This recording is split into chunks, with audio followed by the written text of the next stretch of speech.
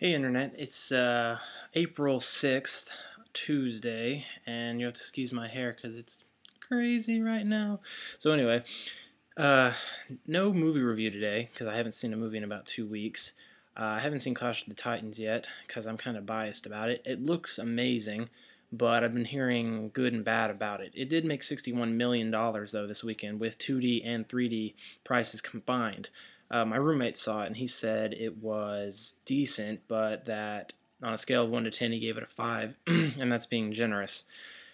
He said the action scenes, like the fighting, were very cool, but other than that, the story lacked anything really relevant or didn't really pull you in. But I guess it doesn't really matter because they're going to make two sequels out of it.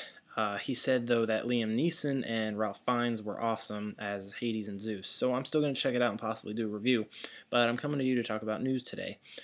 First on the news is a really ridiculous story I came across where entitled Hugh Jackman to have testicles under his chin in a film called The Catch, which is the new film from Peter Farrelly, one of the Farley brothers. And apparently Hugh Jackman's going to have testicles under his chin, or just like, I guess, in underneath this general area here. That's where his balls are located. And really, all I can think about when I read that story was that scene in Men in Black 2 with that one alien who actually has testicles for a chin. I don't think that's how he's gonna look because the whole premise just seems fucking ridiculous.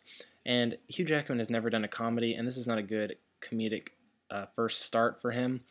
And Kate Winslet's in it, which that really, I mean, how the hell did they rope her? And she's such an acclaimed actress. I mean, has she ever even done a film that isn't a drama? I've never seen her in a comedy. That's just like taking two of the best actors.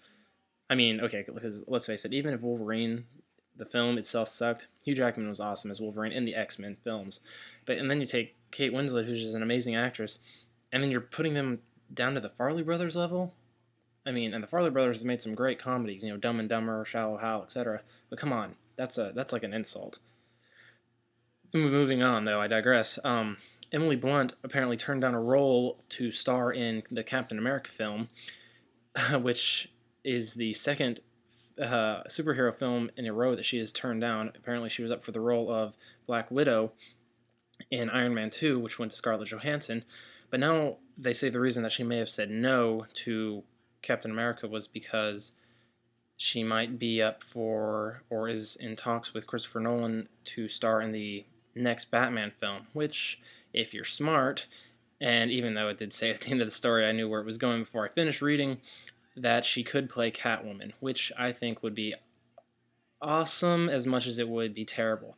I mean, if this next Batman film is going to be better than The Dark Knight and better than Batman Begins, if it's going to just be the final ending note of this trilogy that Christopher Nolan created, it has to be those two films combined into one badass film.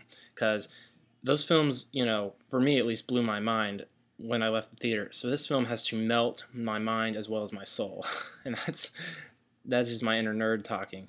So if you're going to put someone as beautiful and, yes, sexy as Emily Blunt in a leather costume and have her play Catwoman, scaling the walls of Gotham City, I hope to freaking God that you do it right. And Christopher Nolan has definitely won me over, so I don't think he would be stupid about this. So we'll see where that goes. Another set of news is that George Lucas is teaming up with Seth Green and Matthew Sinwright, the creators of Robot Chicken, and they're going to produce a Star Wars comedy series. I don't think they're going to do it in the sense like Robot Chicken is, like animation with the action figures and whatnot, though those have been very hilarious and well-to-do. I think it's going to be in a different direction, but the fact is it's George Lucas and Seth Green making comedic Star Wars. That is fantastic to me. That just wins me over already, and it really can't be disappointing, at least to me. Other than that, that's really it. Oh, Shia LaBeouf said that he himself hated Transformers 2, which is hilarious because everyone I know hated that film. he just says that they missed the mark uh, of how it was, of the feel, the tone, that, and I think it more than that. It just was just explosion after explosion where there didn't need to be explosion, but that's Michael Bay for you. And I wouldn't be surprised if there's an explosion in Nightmare on Elm Street coming out soon. So, that's really all the news I had to talk about today. I'm going to go see Clash maybe on Sunday, and I'm possibly seeing Date Night on Saturday. So I might have back-to-back reviews maybe Monday for you guys. Other than that, I hope you guys are well, and I will talk to you later.